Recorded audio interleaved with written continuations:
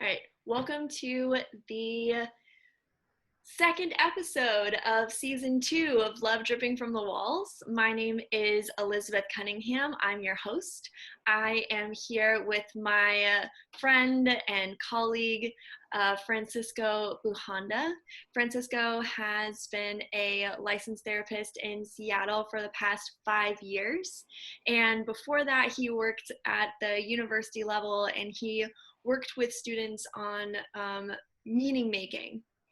And I would love to know a little bit more from your mouth, right from your mouth, Francisco. What do you want people to know about you? What's like the number one thing that you want people to know about you on this podcast? I think that especially as we're talking about this particular topic Mm-hmm. that we will engage today, I think I feel for a lot of people out there right now in the context of what's been going on. And so I think wanting to be present to that and wanting to really kind of dive in deep into some of the things that are coming up for all of us. So yeah, I think if I want someone to take anything away from this conversation about who I am, it's that I'm passionate, I'm engaged, that I want to be in people's corner.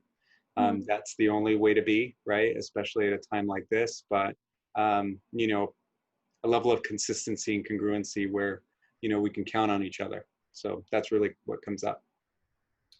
Awesome. Well, I am really glad that you are here. I'm so glad that Yeah, you thank you for having wanted me. to be on my podcast. Oh, I'm so Why happy not? about it. And Francisco's been working a lot. I would say that he's definitely been one of the people on the front lines for people for their mental and emotional health. A lot of people have been um, dealing with a lot. Uncertainty Uh, is always a hard thing for people to deal with. And especially right now, where there's so much uncertainty and there's a global pandemic going on, and people have lost their jobs or lost wages, or, a whole host, or lost loved ones, or, are worried about their loved ones.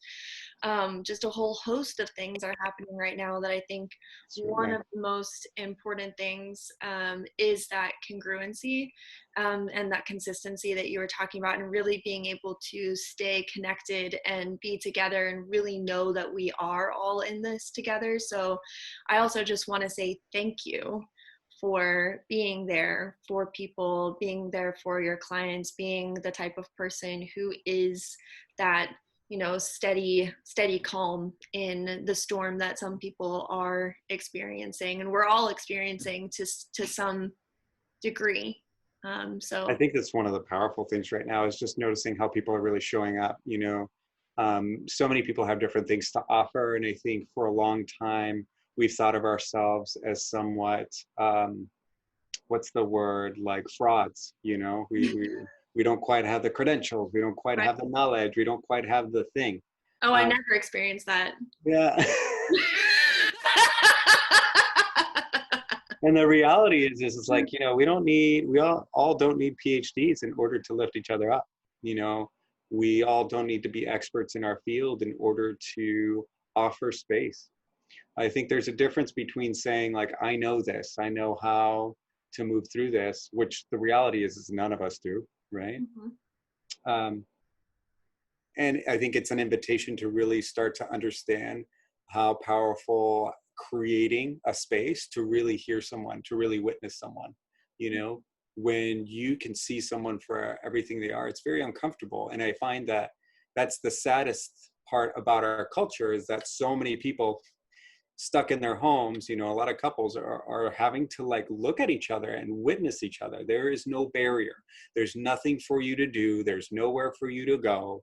There's no other, avoidance tactic other than fighting, and trying to project that. But what I find with couples these days is that they're just kind of like, man, I really screwed up there again, didn't I? Like, and so there's opportunity to really take ownership. And I think that that's, radically what's in question is how do we take ownership of ourselves? How do we take ownership of what we can offer, of how we can lift someone up, and do it in a context where it's about us and not about someone else. It's not about what we can get, but it's about who we can be. And that's what speaks loud, how we show up. So I totally agree with what you were saying. Wow. I mean, mic drop right there. No, it is. It's so important. I want to highlight one of the things that you said.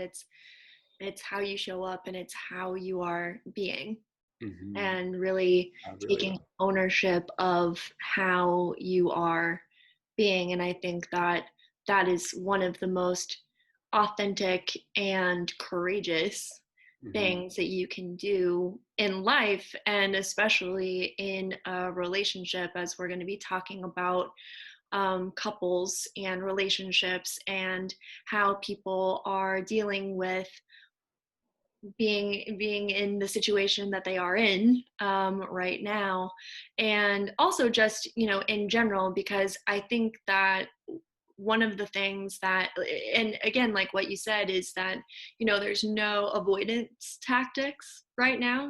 There's no like, oh well, They try. I gotta go to work. Oh, we'll talk about this later, or I gotta go do this thing, or remember it's this person's birthday, so we have to leave, so we need to wrap this up, or Totally. whatever. Like there is no avoidance tactics right now. This is the time to deal with your stuff, and I don't, and correct me if I'm wrong, but I'm just um it seems to me that it would be that it's not just that new things are coming up. There are new things that are coming up because this is a new situation that no one has ever been in before.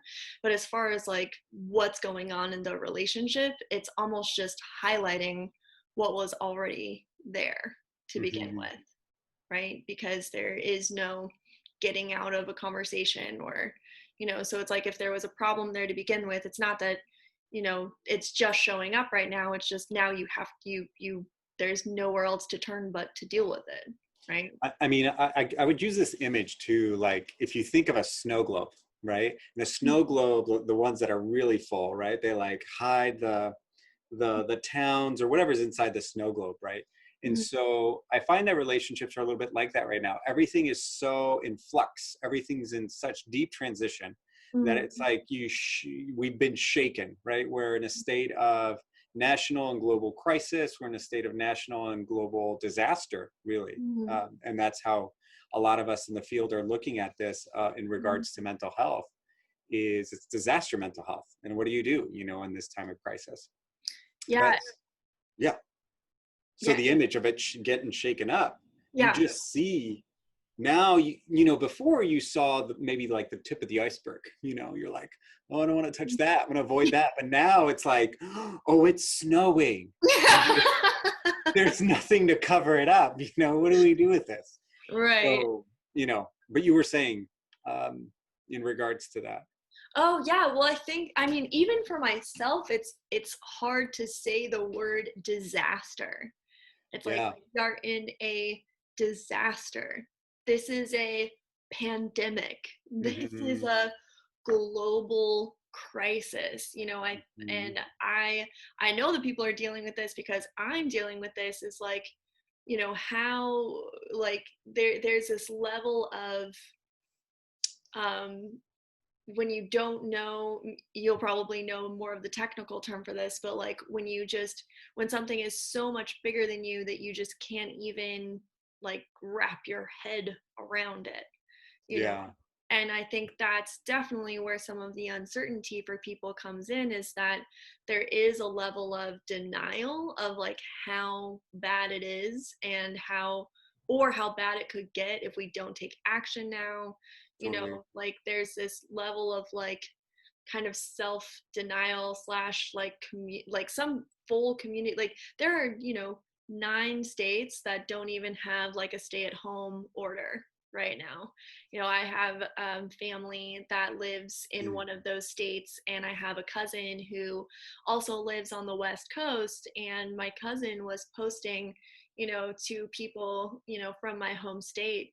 And she was just like, hey, please take this seriously. Please, please, please take this seriously, So I think that there's still a level of denial, and as you know, Americans, we get the privilege of that because we, you know, we're sheltered from a lot of things as Americans. There's a lot of privilege, I think, that is coming to task at this point in time because we don't have to face some of the other realities. I mean, no one's ever on our front page who has been, who's passed away, right? Mhm. We see pictures of people in hazmat suits, Mhm. right? But we don't see the reality in other countries where, the pictures of their loved ones who are passed away that they've needed to put out into the street because they don't have the infrastructure in their country. And because we have infrastructure, it's also a privilege of being able to say it's not that big of a deal because we don't see, right, what goes on, the grim reality, right. Yeah. Anyway, so I just want, like, obviously we could go down that road, and that Totally. rabbit hole, absolutely, but I just wanted to bring that to the forefront because it is such a serious situation, and It is. just to have that be I, in one way kind of set the tone, you know, for the conversation, because we are talking about how Totally. relationships are going amidst this, and I think to kind of undercut it or dance around the seriousness of the situation would ultimately not serve, you know, what we're up to and what we want to create and how we ultimately want to serve people. And that is going all the way back to the conversation about being authentic and being honest, and you know, getting to say who you get to be in the situation. You can't authentically stand in who you get to be in a situation that you aren't fully transparent about, Yeah. right? If Hmm. you're lying to yourself about something, or if you're avoiding something, that stance of who you get to be amidst it's not as powerful as it could be, right? I think we also have to be careful because, a lot of these events are super triggering, and part of what you're saying is like we're engaging, these different aspects of, our relational brain, right? Which is where our amygdala is. And our Mm-hmm. amygdala really is that fire alarm that goes off when it says something's wrong, right? But if we're kind of, if our amygdala is going off, it means our survival response is also kind of like kicking up. And if our survival response is on, it means that our ability to, use logic, deductive reasoning, decision making, any of that stuff that's all part of what, we call our prefrontal cortex or executive functioning is unavailable.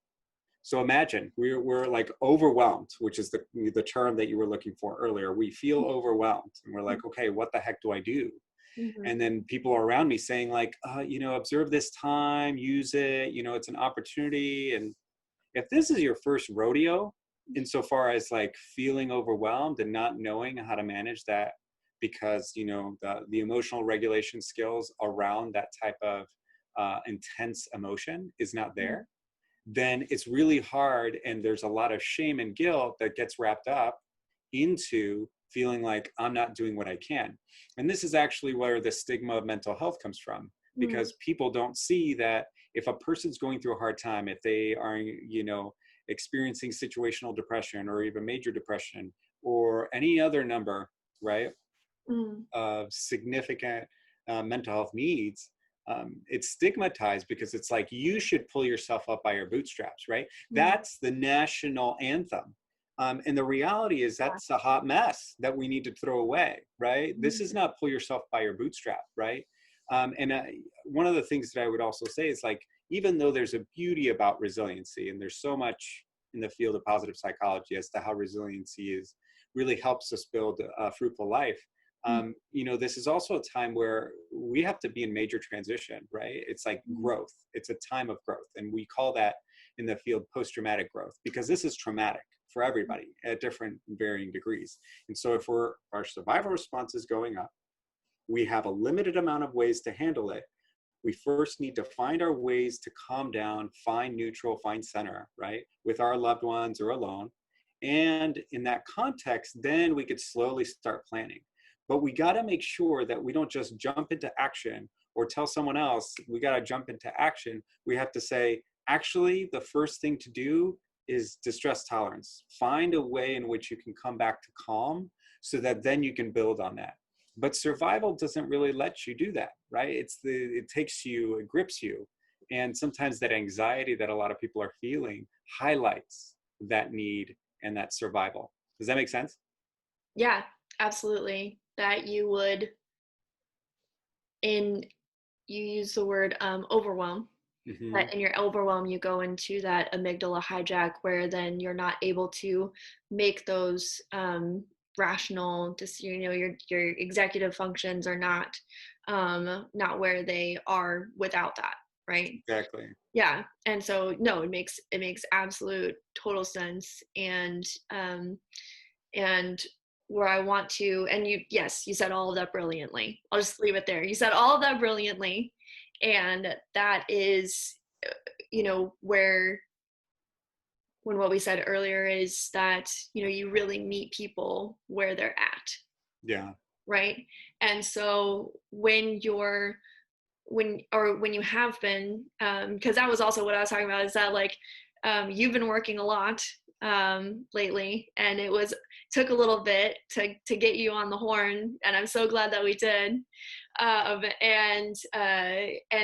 what are you seeing that people are dealing with that you want to speak to on this podcast? Like, what do you see that couples are dealing with, people in relationships are dealing with? What do you really see that people are dealing with that you really want to speak to, that you want people to either be aware of or know about? Yeah, I think one of the things would definitely be, and you named this earlier, because you mentioned denial, which is one of the stages of grief. But Mm, we're really experiencing a variety of grief, right? And so that grief is kind of like trying to discern um, the means by which I make sense of the world in the now, right? And so, like some examples of that is there's things called anticipatory grief. So we're anticipating what the fallout is going to be after this whole mess is over. mm, I would say there's also what we would call ambiguous grief. There's an ambiguity about the situation we're in, right? That there is a death, and the death is the lives that we knew, mm, right? Because that's over. Like the world as we knew it before this whole thing happened, the economy the way it was before, all of the things, our jobs, our loved ones, our sense of care, our sense of safety in the world. It's a little bit like 9/11, right? It's like everything's really shifted. And so we're trying to gain a sense. It's like, well, my house is still here. A lot of things are still the same, but like I'm living in a very different age, and it kind of happened overnight. And yeah. so that ambiguous grief, that ambiguity of the whole situation really leads in. And that's not even to mention the real, like, baseline grief that we're feeling from losing loved ones, losing friends, right? Mm, Losing jobs, like real grief around identity, around our sense of being in the world, and how we made meaning out of that.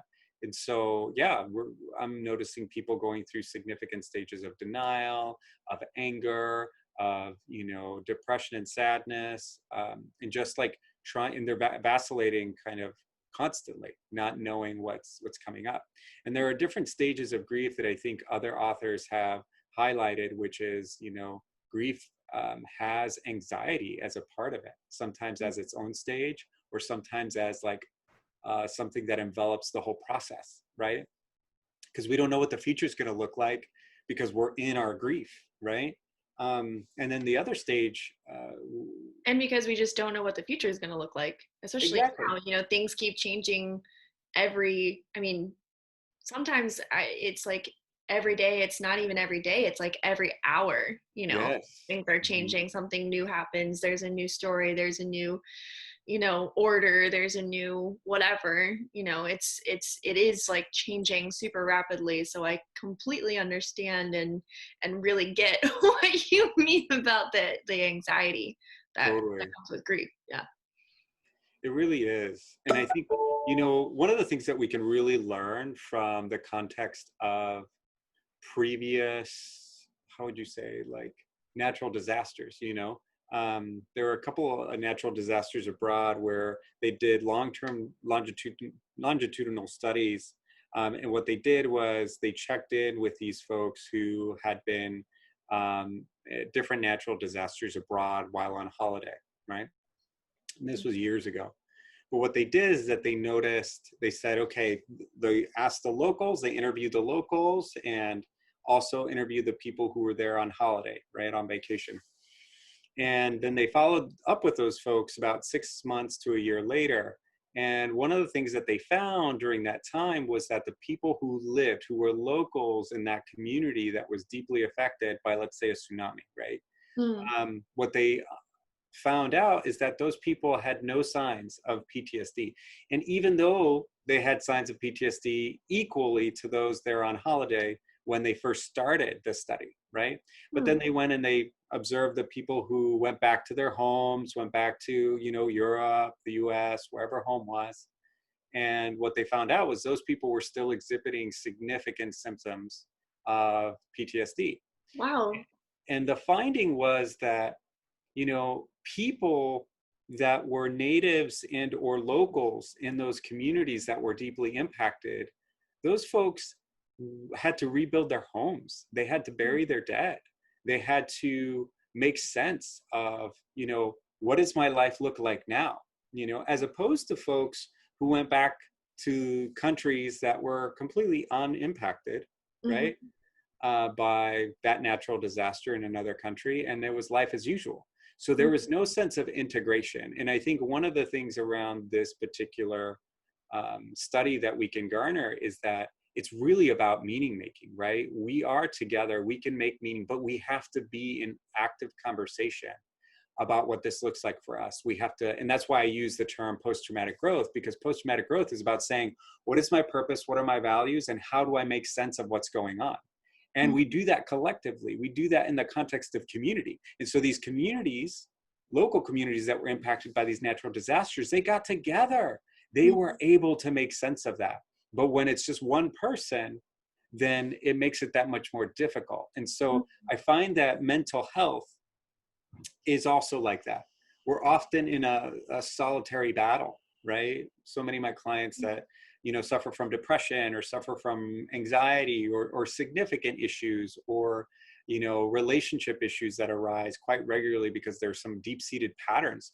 Those things don't have a healing balm necessarily because we've been so deprived of that communal connection, right? Even with all the freedoms that we had. And so, isn't it fascinating that now we have all these um, restrictions on our freedoms, but it also brings us into closer connection with certain people. Sometimes the very people that we're trying to figure out how to live with, how to love, So, yeah, Yeah. just some things to take away. I think that study always rings to mind, and how we really need to be a little bit more cognizant of the fact that we can do this together. It's a both and, right? We have to do some singular work for Mhm. ourselves and internal work, but part of it too is having the conversation. Yeah. And so, because what I hear and what you're saying is, some of the things that we see happening for sure is that, and what you hear about is people really are coming together, in some, and Mhm. in a lot of scenarios where it's like, okay, how can I help out? I was on, I have the Marco Polo app. And Yeah, yes, and what actually on the Marco Polo app, it'll say in the like every day, it's like reach out to 3 people a day. Like Marco, even the app is like doing like a challenge, like reach out to 3 people a nice. day. And anyway, I've been talking to my friend on that app, and um, the company that she works for in Chicago is using their family's private planes to get medical supplies into hospitals in Chicago. Mm. And I even posted something yesterday, like that had pictures from all over the world of people helping each other out. There's a huge, like in places that have really large Sikh communities. Sikh communities are like making and giving away food, Yeah. and like different restaurants. Even here in Seattle, there's a restaurant who is making food for specifically service industry, because everyone in the service industry lost their jobs because all Oh, restaurant and bars are closed, and or I should say temporarily lost their jobs, but is holding from 3 to 7 every single day. Is anybody who worked in the service industry can come and eat for free. It's a takeout, obviously, but you can come and like get food for free. wow. And so it is like a pull. I do see like the pulling together of community, but it still is, a navigating through something that we're uncertain about. And I kind of want to go a little bit deep, or scale it back a little from the community level. But that is a fascinating point that you make about the community level, and being able to process through something and go through something, and being able to I mean, it at first it didn't make sense to me, and then as you were describing it, I was like, oh well, that makes perfect sense, because you actually did the work to go through the stages of whatever it was that you needed to do and deal with in order to come out on the other Exactly. You weren't side. constantly pushing it down because everybody else around you was super happy. It's like you were given permission to feel what you felt. And I think that's one of the biggest things right now. And, community, I, the way I look at community is also community is relationship. And so when we're talking about, folks who find themselves partnered or in constellation of relationships, right? Like that's your network, that's your family, that's your community. And it's really important to notice, right, the means and the hows of how you go about making sense of all of this, and to do it in an intentional way. I think so many of us, so much of what we do tends to come down to, we ascribe to values, right? Just like we do with our relationships, right? This is what a relationship's supposed to look like. And we unconsciously, right, subscribe to those values. And then, when our world falls apart, i.e., like our marriage is ending, or, there was like some level of betrayal, or things just aren't working out like we thought they would in our relationship, then all of a sudden we're like, well, what's happening? I have to address this. Of course, because maybe those things that you are fighting so hard to keep might not be exactly what, you really feel like is most important in the context of a relationship. And you've never actually had the time or given yourself the time to say, hey, this is what this means, and this is how I want to live it, right? And so it's easier to make decisions from that values-based kind of construct. So what would be something a little bit more specific that people are dealing with that would fall into that? Well, I think the biggest thing is, what we were kind of mentioning before, is this anxiety, right? And so when we're anxious, it's fear, right? So what we're trying to do is we're trying to mitigate the fear, and we're trying to control whatever we can control. So we're obsessively cleaning the house. We're telling a person that they need to fold the laundry in this particular way. We're tidying up, right? And if we find that that's not something that we do on a normal basis, then that's usually something that we tend to do in order to mitigate this overwhelming feeling, right? We try to use that to dissipate. But part of meaning making is really starting to say, okay, clean the kitchen, right? But at the end of cleaning the kitchen, once you've had an opportunity to come back to calm, how about we observe where you're at with that particular issue? You know, does that make sense? No, I didn't fully follow that. So like something happens. I it So sounded let's say that you're dealing with the anxiety of what's going on right now, like, okay. and you just had a fight with your partner because you guys have been cooped up for a while, right? Hmm. So you go and you clean the kitchen, or you go and do something that allows you to feel that sense of control, Hmm. right? But then we don't necessarily return to that conversation. Gotcha. So the Gotcha. goal would be there to say, like, it's okay to take a break, But remember that part of the goal for you to feel authentic and to truly start showing up into this world as you are is to have the necessary conversations, even when they feel like they're incredibly vulnerable and revealing, you know? So, but that's survival. You know, survival is a bear chasing you down in the woods, and you're trying to decide, you know, do I run away from it? Do I, you know, try to fight it? Do I play dead? Right? Or for those of us who are familiar with, you know, um, like complex PTSD, we would also add a fourth survival stance, which is called fawning, right? Or appeasing. But the idea there is that you're trying to fiddle the bear to sleep, right? We're trying to here, like, let me people please, so like you could stay really happy and everything's okay, right? Like I'm gonna over function in this particular instance. So those are four different survival strategies that we have depending on what, you know, the experiences in our life have led us to. And so trying to create one, an understanding, right? So we have to have compassion for ourselves. We're in a crisis, this makes sense. Number two, it's also identifying what are my normal coping strategies, right? Some of them being not so great.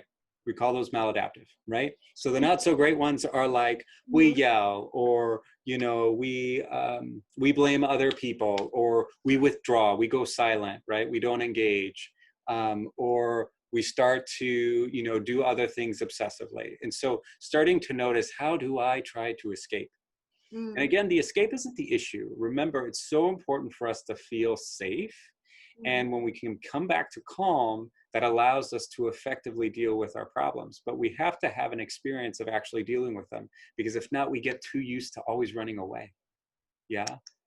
Gotcha. And I think Practice. that, yeah, that is a vital and necessary piece that you don't see happen very often. And that even if it does happen, I think that it can, you know, there's a learning curve in my experience, that there's a learning curve on when you come back Oh, to that conversation or to that instance, that you might get triggered again, and then you have to, you know, do, you know, work through that, or do, you know, have some other thing. But I think that there's also the compassion of, for yourself to, you know, that you're not, like, not getting it right, right?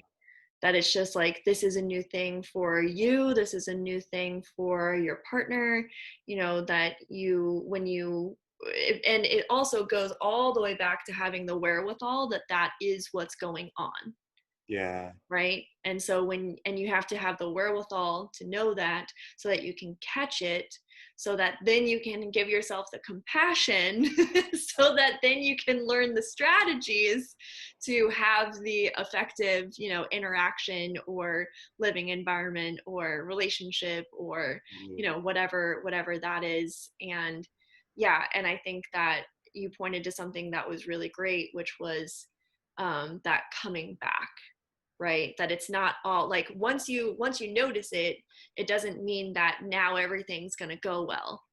And once you notice it and then have compassion for yourself, doesn't mean that everything's going to go well. Once you have noticed it, have compassion for yourself, and then add the skills that you've gone out and learned or tried, or, you know, discovered, Totally. doesn't still mean that it's going to go well. That you know, there might be a learning curve for things to go smoothly, and that you have to continuously give yourself compassion. And I think that is where some of the resiliency does come in, though. Absolutely. Where then the resiliency comes in, the compassion for yourself and your own learning, and your own process and your relationships to have them work. Yeah. Yeah. Well said. I think one thing that's important to note is that, you know, resiliency is a component of post-traumatic growth, whereas, you know, post-traumatic growth has a ton of other pieces to it, right? And resiliency is so necessary as an initial stage, but how do we want to continue to develop from it, you know, in this larger context? And here's why I say that. You know, some of what you're bringing up, it's like, oh man, how are we going to engage?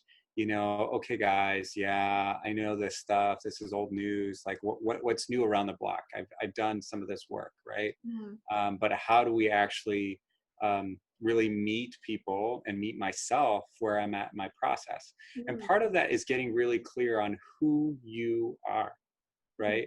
In a context where you say, here are my values, here's what's important to me. So let me give you an example. If my particular value is of loving unconditionally, right? mm, Then I can say, when I blew up at my significant other, when I said that there's no space here, when I kind of, leaned into a sense of blame, I'm not really loving unconditionally. I'm loving by condition. I'm mm, trying to condition myself into a context where, or even, impose on someone else and to try to get them to see my point of view and subjugate their will towards whatever it is that I feel like is most important. And the reality is that what we're trying to do is freedom. And so if I recognize that afterwards, once I've had some time to cool down, or even in the moment, if because I'm practiced, mm, then I can say, like, this isn't working towards my values. This isn't working towards the type of person that I want to be in the world, that I'm trying so hard to, um, kind of like, whether it's like make right or make myself who I want to be with the mm, people that I love the most, then we start to take a very different approach. See, overwhelm, I think, comes in for a lot of people when we're not sticking to what we believe in. And I think part of what's being highlighted right now is because we've been handed so many measures of success, right? This is how you succeed. That's what society tells us. This is how you have a successful relationship. This is what mhm. society tells us. And so we're like, okay, I'm eating it. I'm drinking the Kool-Aid. It's a little bit like we're like just synced up to the matrix, and we're not making our own decisions, right? We're just feeding this greater machine, the monolith, to keep these constructs going. But they don't Mm, help us, right? Now, when you start to actually believe in things that other people don't necessarily believe in, oh, love doesn't work that way, or this doesn't work that way. But if you're living it, then you can be the example for whatever it is that that value holds, right? And I think that's yeah. something so important and so pregnant with meaning these days, is that we don't do that. We don't take the time to really identify. And I think part of your show, what I've heard you engage in, is trying to really identify what are our values, what's meaningful, how do we make love make sense, Mhm. in what seems like a topsy-turvy kind of world, right? Yeah. um, and what seems like a world that is down on a particular way of loving. No one's going to tell you who to be. And I think that's something that I'm finding a lot. Like, Francisco, who am I? This is not enough. And I'm like, people, it's really interesting because there's this sense that values don't give me a definitive answer. And I was like, values aren't the answer. Values are actually the thing that you use to make healthy, responsible decisions, Mm, and choices, really, right? right. Um, and I love the difference between a choice and a decision, right? The choice is, I'm going to choose it because I want to choose this. I choose this, not because I was convinced to, but because I choose it. Right. Whereas decision is, I've, based on all the variables, this is what I decide. But what if that variable ends up not being true, right? I married this particular person because they checked off all of these things on the list. Yeah. But Right. what if all those things kind of go to the haywire? Does that mean the way that you loved and that your love to them was conditional? You know, Hmm. it's hard to realize that, but I think to a lot of people it is. Yeah, and it is. It's so important, and it is something that I I definitely see some people doing, and it's something that I work with my clients is what are your commitments and what are your values and where do you stand in, like really discovering, who you are in the world so that you have a place to stand and a Mm, place to come from. Like you're creating your own source. For me, like where I stand and where I come from is in unconditional love.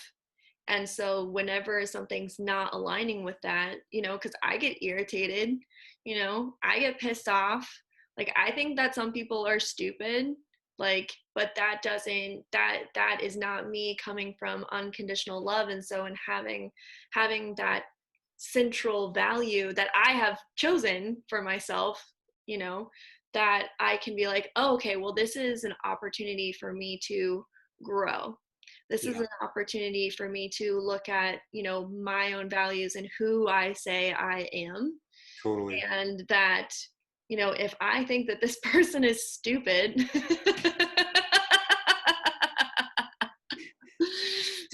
may or may not be a politician, I don't know, just Or gonna throw that. to some degree, right? Yeah. That's, I think we're But deeply into contempt, right? As opposed to the compassion. yeah, exactly. And so, but then it really is a way for me to look at myself and look at how I view the world. And then it's a place for me to come from in making future choices, right? Because Totally. it's like, okay, having these thoughts and feelings are fine, they're valid. It's not that my Very thoughts and much so. feelings aren't valid, but it's not something that I need to base my next decision and choices off of, because it's not who I say that I Right. am, right? Exactly. And I think so many of us feel compelled in some ways or pressured. Mm-hmm. And so many people also feel like, wait a minute, there's no roadmap, right? Like society doesn't have a roadmap right now. Right. Can someone take away my, you know, um, power and tell me what to do? And I think Yeah. those are the moments where we're like, we struggle because we're so used to something very different. So it's funny, as you were sharing, one of the things that comes up is that, we have to ask the question, who am I? Right? It allows us to create healthy boundaries. I know where I end and you begin, right? And Mm-hmm. that's so important for healthy relationships. And one of the things that we might be noticing is that we're really struggling with that. Who am I? Wait a minute, like if I'm not my job that I may have just lost, or if I'm not this, these activities that I used to do, then who really am I? Mm-hmm. Right. And having compassion towards that question in ourselves, but also digging deep to try and figure out, like, who am I in this particular context, right? But lo and behold, it's not just about who am I in a singular context, but who am I also in the context of others, right? It's a twofold question. And sometimes we don't allow ourselves, if we do some good work, we'll probably like, oh, I know who I am. I am this type of person. Here we go. Like, pull myself up with my bootstraps. Like, I got this, like I'm going to win. And there's a beauty about confidence, right? And we really need that. And we need to start with our center. And that's only part of the picture, right? The other half is also learning, who am I in a context of a larger whole, right? Like we were talking about before, like, what do I do and how do I create space for my partner? How do I create space for my loved ones who are suffering, who are struggling, and not, shooing away what it is that they have to say, but really kind of opening our heart and understanding that it's not about you, right? When you listen, it's not about you when you create space for someone, it's about them. And how can we commit to that in a context of relationship? And so that's definitely one of the things that I would say to your listeners is like, how well are we listening? How well are we creating opportunities to hold space for our loved ones who are likely really struggling, ourselves included? We think ourselves really strong, but I'm going to tell you what, I've seen a lot of clients, and no one's as strong as the person who can break down and cry and say, you know what, I learned something that my body was telling me, that this particular situation that gave me a sense of overwhelm was trying to unveil for me. And now I understand, even if just a sliver more of who I am and who I can be in the context of other people. That's purpose, right? Mm-hmm. So yeah, those would be some things to dig into, I think, for some of the folks. Yeah, and then the question that arises for me, and I think that this comes up a lot, is the holding of space for others, but also the continual, self-care for yourself, right? That you're Totally. not sacrificing, yourself um, for others, that you're giving to others, but that you're giving of yourself as well, where you're able to have those conversations, being vulnerable, saying what you need, giving yourself space when you need space, or asking for contribution, or being able to receive contribution from others. I think that it's an ebb and flow, so that way you can be there for others, that you can have the empathy for your partner who you're living with, or your kids, or maybe you have extended family, living at your house, or someone else, whatever your living situation is. Yeah. But I think that it's important to make that distinction between like self-sacrifice and like being able to truly be there, fill up your own cup so that you can be there for others. And I think that when you have that empathy and compassion for yourself, that it's ultimately easier to have that empathy and compassion for others, because when you're able to recognize your own hurt, like what you were just saying, right?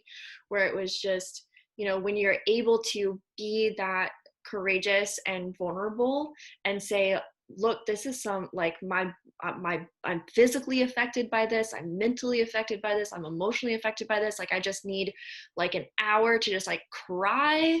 I need someone, I need to be alone, or I need someone to talk to. Like when you are able to give yourself that gift of what you need, it's like then you can be of service, Right. to the people who are immediately around you and beyond, right? Very much so. Yeah. One of the things that brings up too is just like, how do we receive? Like, I think we're so not practiced in receiving and allowing ourselves to believe that someone there is going to show up for us, right? Mm. I think that's the biggest thing. If I think this is a relearning of how we show up to ourselves and how we show up to each other. Mm. And showing up, is distinct. Like, if we're talking about in the context of attachment, then what I would say is like, healthy showing up is a person who is able to, create a sense of safety, right? That we can count on. It's consistent. And then, having the opportunity to also be seen, right?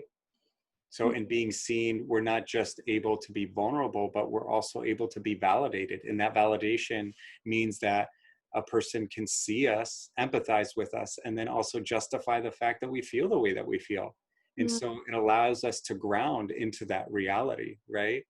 Yeah. So say a little bit more about like, because you used the term witnessing earlier, Yeah. and then you just used the term being seen. So say a little bit more about witnessing someone and being seen. What delve a little bit deeper into that and what that means. Yeah, that's a really great question. I find that those things definitely overlap, but witnessing someone is the ability to see what's unseen, even to them, to truly kind of stand in awe of a person.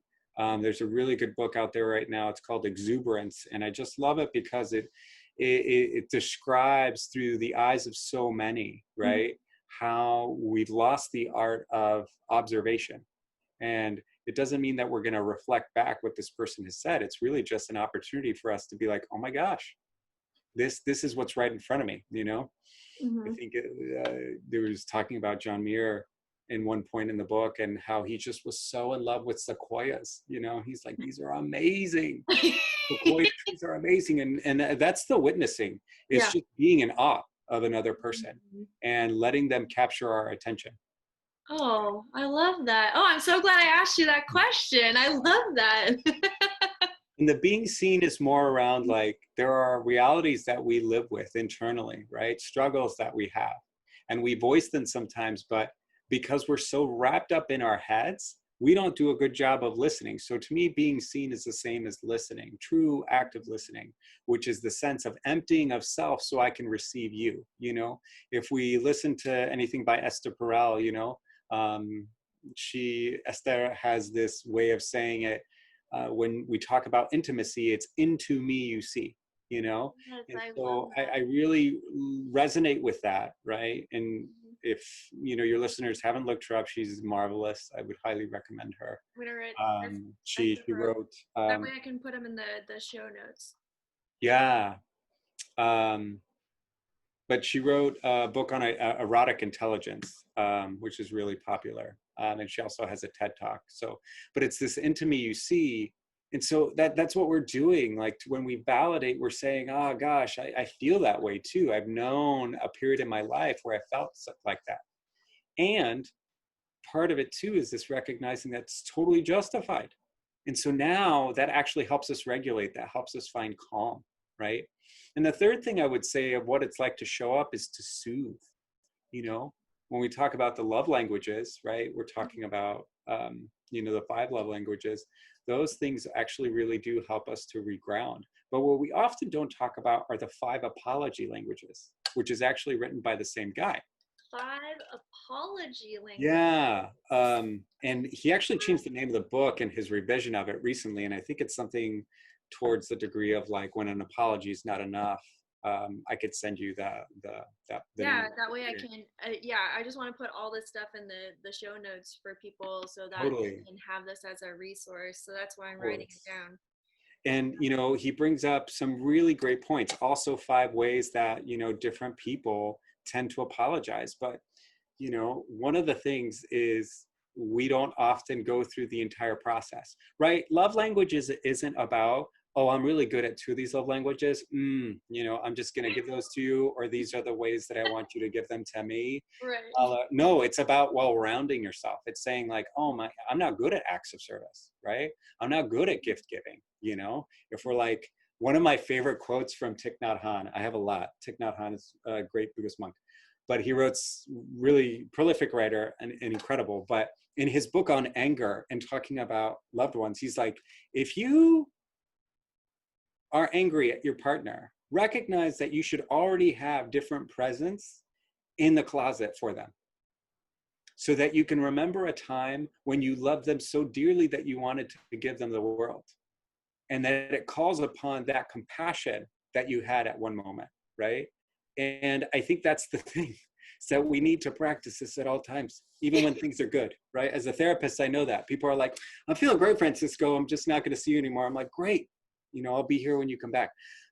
3 weeks later, like, I've run into a wall, and I'm like, I know, come back. It's okay. It's gonna be okay. And sometimes it's like 3 years later, I've hit a wall. It's like, I know. It's okay. Because we Well, all do. And I'm yeah, like, I'm not the one who, carries, right, the answer. They do. But yeah. it's where they feel most at home to kind of unpack those things. And I think we can totally be that for our partners, for our loved ones, Mhm. right? So I feel like I've gotten way off topic. Where was I before? We were on let's see, exuberance. Oh, Or, apology.